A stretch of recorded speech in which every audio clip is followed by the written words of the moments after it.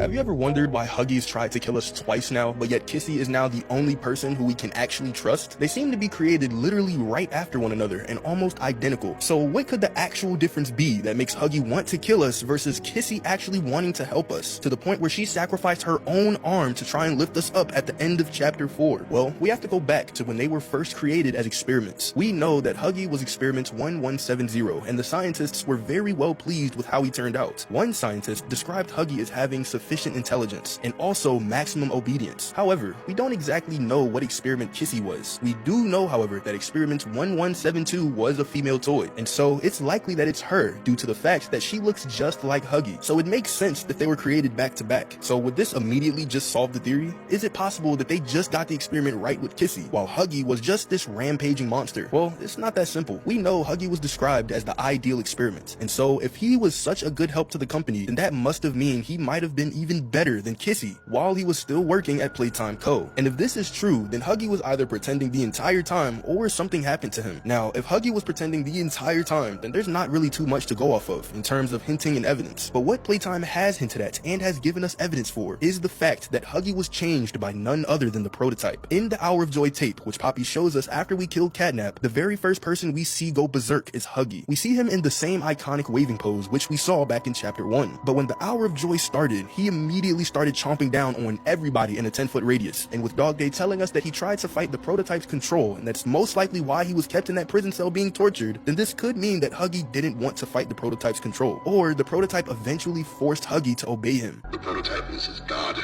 and this is what he does to heretics. These little toys follow Catnap to avoid that very fate, and in return, they are fed. We try to fight it, the prototype's control. I am the last of the smiling critters. Listen to me. You need to get out of this place. You need to live.